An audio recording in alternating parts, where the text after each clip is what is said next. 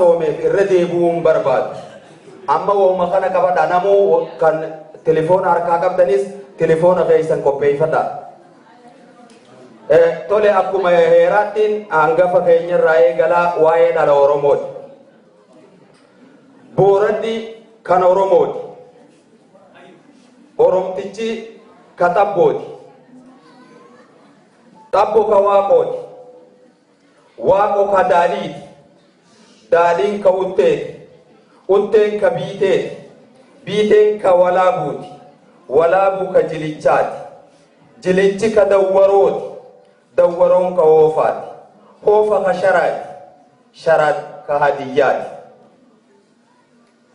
Hadiyyaan ka Raabaati. Raaba ka Dooriiti. Dooriin ka Mormoori. Mormor ka Maammaati. Maammaan ka Warari. Warar ka Waayyuuti. Waayyuu ka Goodeeti. Goode ka Mariidhaati. Mariin ka Galaani. Galaan ka Waadaati. Waada ka Shunkuri. Shunkur ka Imari. Imar ka Battaani. Battaan ka Luubaani. Luubaan ka Malik.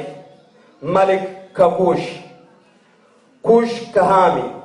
Haam ka Nuuhi. Nuhu ka Malik. Malik ka Matoshaati. Matosha ka Yaarit. Yaarit ka Muhallali. Muhallal ka Akuni. Akun ka Anush. Anush ka Shiis. Shiis ka Aadami. Adam ka Biyyeeti. Biyyeen ta Bishaaniiti. Bishaan ka Qilleensaati. Qilleensi ka Quduraati. Quduraan ta Rabbiiti.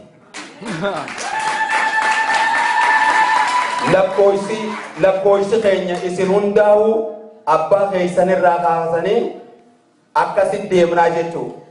Ammaan tana Booranaa fi Bareentoo ilmaan kudha tokko dhalee Boorannini Bareentoo ilmaan 5 dhalee qabadha.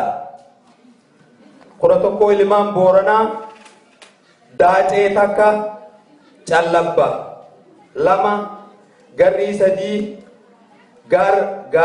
Gurraa 4 Gaarree 5 Giriirraa 6 Wallagga 7 Goofaa 8 Sidaamoo 9 Arrii 10 Naaroobii 11 ilmaan Bareentumaati.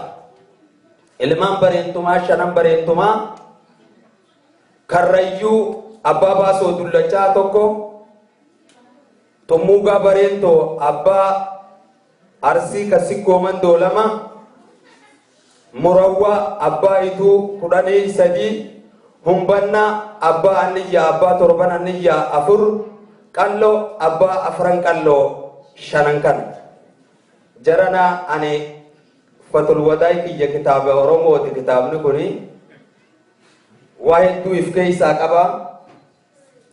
Ammallee asumaaniin gabaabsee fixadha.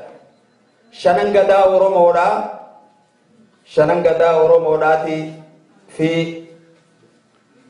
ammas 5 odaa Oromoodhaa isinii himeetiin waltajjii tana gadhiisaa waan hin qabu silaa hedduutu jira.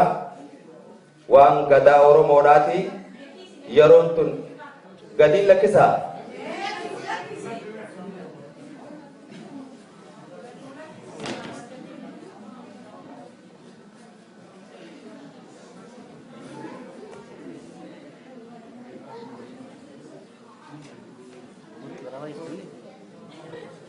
Dursee oduun kana keessaan baane